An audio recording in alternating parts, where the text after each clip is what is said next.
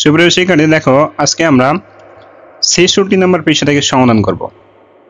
তোমরা previous part যারা দেখোনি, নিচের ডেসক্রিপশন বক্সে একটা লিংক দেওয়া রয়েছে অল পার্ট নামে, সেখানে ক্লিক করে বিগত সকল পার্ট তোমরা দেখে নিতে পারো।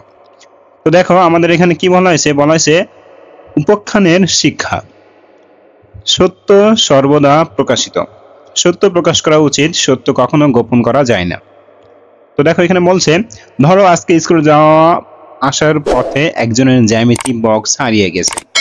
এখন ভয় হচ্ছে যে বাসায় গিয়ে একথা বললে বাবা মা হয়তো বকবেন। সেক্ষেত্রে কি করবে? তোমার পরিকল্পনা নিচের বক্সে লেখো। তাহলে এখন এখানকার মূলত তোমার পরিকল্পনা লিখতে হবে। তো চলো আমরা এটারও অ্যান্সার স্ক্রিপ্ট দেখে আসি।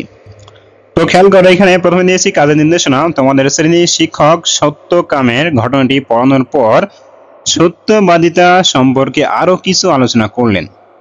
পাশাপাশি সত্যবাদিতা গুণটির অনেক উপকারী দিক সম্পর্কে তোমাদের ধারণা দিলেন। মনে করো তোমাদের কারো একটি জ্যামিতি বক্স হারিয়ে গেছে। সত্যবাদিতা শিক্ষার আলোকে বিষয়টি কিভাবে মা বাবার কাছে খুলে বলবে তা লিখি। তাহলে চলো আমরা এটা নমুনা প্রশ্ন উত্তরটা দেখে আসি। দেখো বলা হয়েছে, কোনো জিনিস হারিয়ে ফেললে আমার পরিকল্পনা কি হবে তা উল্লেখ করা হলো। বাবা মাকে সত্যটা খুলে বলবো, অবশ্যই তাদের নিকট সত্যটা স্বীকার করব, কারণ সত্য বলা একটা মহৎ গুণ।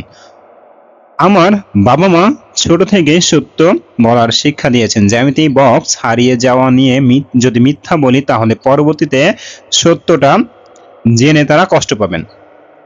আমি কখনোই চাই না বাবা মায়ের মনে কষ্ট দিতে। জ্যামিতি বক্স হারানোর জন্য যদি বকা দেয় বা শাসন করে তাতে আপত্তি নেই, কারণ বাবা মার প্রতিটি শাসনই একটি শিক্ষা। আবার এমনও তো হতে পারে সত্যটা খুলে বললে তারা বিষয়টি বুঝতে পারবেন যে এতে আমার কোনো দোষ ছিল না, এটি একটি নিছক দুর্ঘটনা, তখন হয়তো আমাকে আর বকা দিবেন না।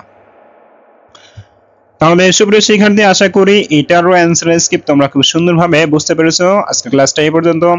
পরবর্তী ক্লাস দেখার আমন্ত্রণ রইল এবং আমাদের ক্লাসগুলো তোমাদের কাছে কেমন লাগে অবশ্যই কমেন্ট করে জানিয়ে দিবে।